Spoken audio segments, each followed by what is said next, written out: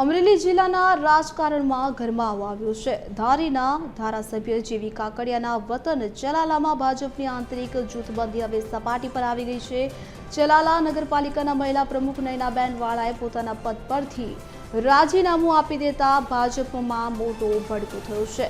ઉલ્લેખનીય છે કે ચલાલા નગરપાલિકાની તમામ 24 બેઠકો ભાજપ પાસે હોવા છતાં સભ્યોમાં પ્રમુખ સામે ભારે અસંતોષ જોવા મળ્યો હતો। અંદાજે એક મહિના પહેલા જ પ્રમુખ સામે અવિશ્વાસની દરખાસ્ત લાવવામાં આવી હતી। જો કે નયનાબેને કૌટુંબિક કારણ ધરીને કલેક્ટરને રાજીનામું આપ્યું છે।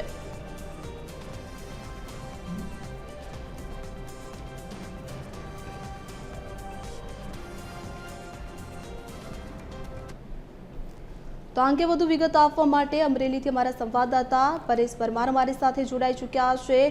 જી પરેશ, જણાવશો કે જે પ્રકારની ઘટના સામે આવી છે, હાલ પાલિકામાં ભાજપના પ્રમુખ સામે સભ્યોમાં સંતોષ જોવા મળી રહ્યો છે। નયનાબેને રાજીનામું ધર્યું છે। જી બિલકુલ, જો નૈના વાત કરીએ તો અમરેલી જિલ્લામાં ભાજપમાં ભડકો જોવા મળ્યો છે। જોકે અમરેલી જિલ્લા ભાજપમાં આંતરિક જૂથબંધી ખુલીને સામે આવી છે અને ચલાલા નગરપાલિકાના જે પ્રમુખ છે નયનાબેન વાળા એમણે રાજીનામું આપી દીધું છે। તો ચલાલા નગરપાલિકાની 24 બેઠક હતી એ ભાજપ પાસે હતી અને આ ચલાલા પાલિકામાં ભાજપના જે પ્રમુખ સામે જ સભ્યોનો અસંતોષ જોવા મળ્યો હતો અને એકાદ મહિના પહેલા આ પાલિકા પ્રમુખ નયનાબેન વાળા સામે અવિશ્વાસની દરખાસ્ત પણ મુકાઈ હતી અને આ પાલિકા પ્રમુખ નયનાબેન વાળાએ કલેક્ટરને કૌટુંબિક કારણ ધરીને આજે રાજીનામું આપી દીધું છે અને કલેક્ટર વિકલ્પ ભારદ્વાજ દ્વારા આ પાલિકા પ્રમુખનું રાજીનામું સ્વીકારી પણ લેવામાં આવ્યું છે।